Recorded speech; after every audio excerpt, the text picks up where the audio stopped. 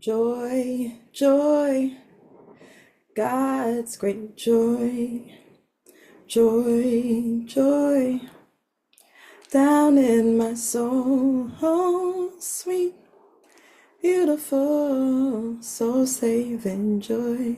Oh, joy, joy in my soul.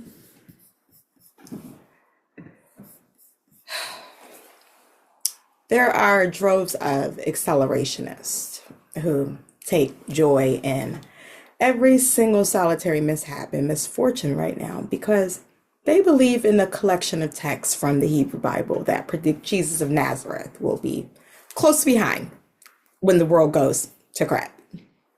Because that's all denominations are, right? Christianity denominations are just basically what part of the Bible you believe. Want three wives? There's a text for that. Prefer celibate? There's a text for that. And so there's a larger than I want to admit, group of the richest, elitist, and most educated and uneducated, poorest, and most common swaths of this country who believe in accelerationism. They want destruction. They want wars, big or small, bombs, or can I speak to the manager?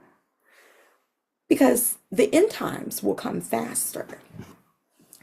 They'll come with expediency, really, to match the sacred text to say that there will be famines and wars and chaos and destructions. And then we know Jesus will be coming back soon.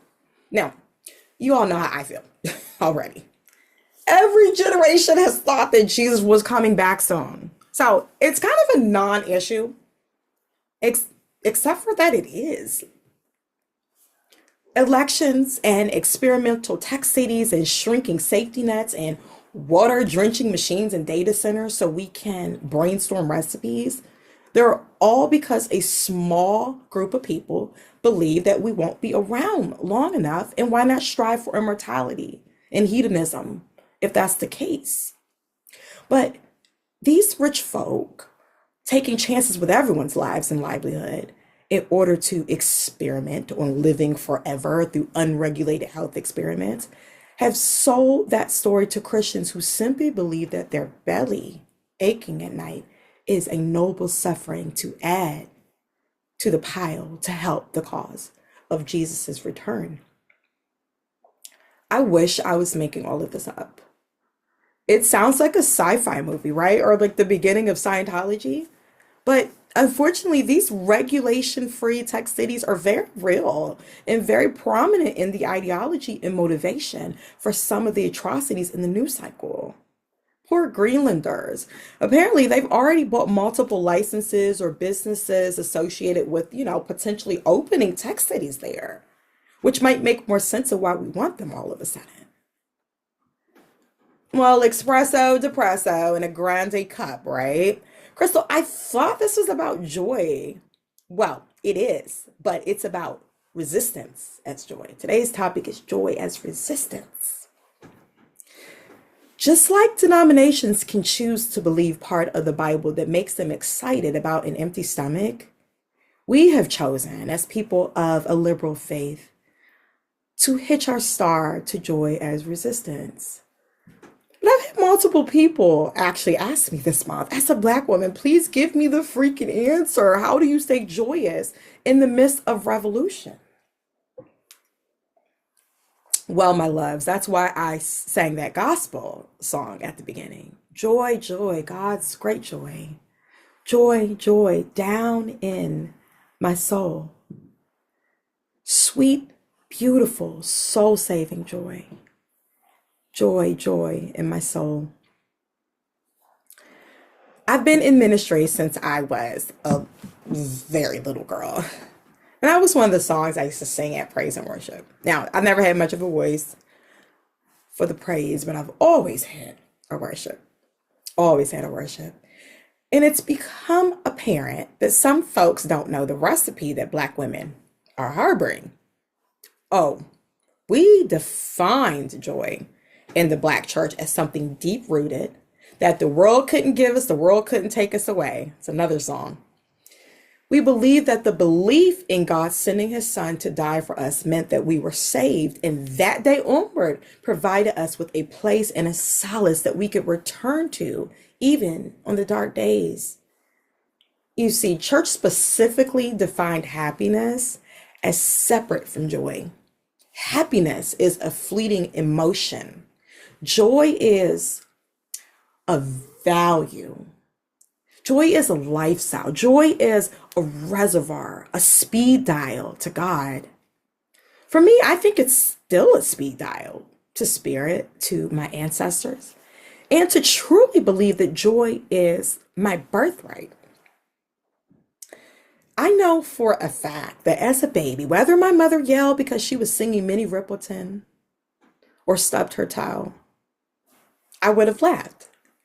Whether she was saying, loving you is easy because you're beautiful, and everything that I do is filled with loving you. Like Minnie, who fondly slips in a reference to her own daughter, Maya. Or if my mother was shouting colorful words because she hit her toe on that metal bread spring that's always coming for her toes and that she still has in my adult bedroom because she gave it to me when she moved on to a wooden one and I used to hit my toes on it. Either way, I would have laughed and smiled. And I imagine the most amazing feeling as a baby because I was a baby and joy I was born with. That's joy. So I'm telling you, as someone asked me this week, what is the key to resistance and resilience as a Black woman during these times? Truly being able to reevaluate joy as it is available for us here and now, today. If someone in the middle of the country can be happy about an empty stomach because they believe it's making Jesus come back, I mean, quicker, despite the billionaire zapping their safety net, because he thinks Jesus is also coming back and hopes that there will be something fancy to show him. If they can rejoice in destruction and misfortune and greed, I can rejoice in my mailman being sick last month and us having a young Black man drop the mail off, and I had been up all night trying to get this new venture, Sister Source, sustainable and being able to say, good morning, Black man. And him replying, good morning, Black woman. I've never seen anyone in this house. I said to him, I'm always in this house. My goodness. And now we wave when we see each other like this. Good morning, Black man. In our little blip of a red town. Oh, joy. Or one of my dozen children broke my coffee craft a year ago. She pulled it off the counter and dropped the coffee part, and it shattered. But my dear aunt, who became an octogenarian last week, she gave me that coffee pot when I got married. And so I ordered a new coffee maker because apparently it's more expensive to try to get a replacement. And then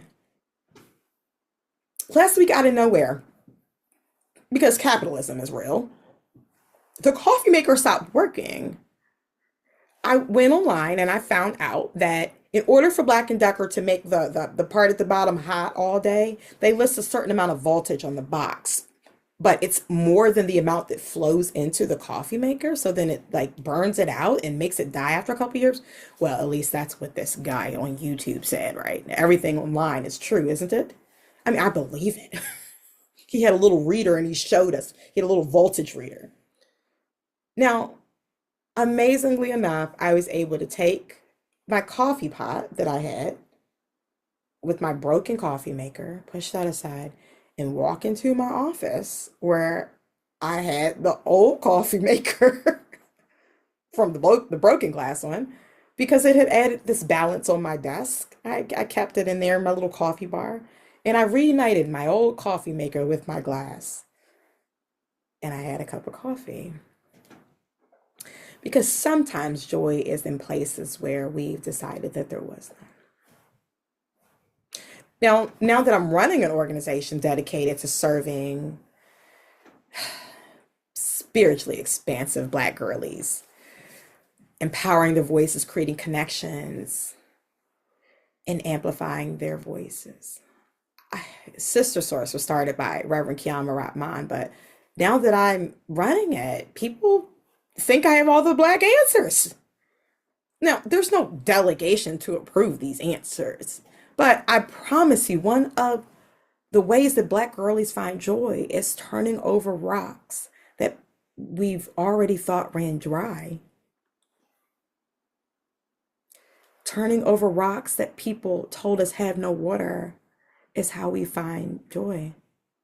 Now, Nana and a Boo Boo is our favorite joy. That's number one. But challenging ourselves to look under rocks that we already have run dry or thought so is our second favorite joy. And so it might be a gospel song where you're no longer Christian. It might be an old friend who you thought you had retired. It might be an old restaurant which you have given up on.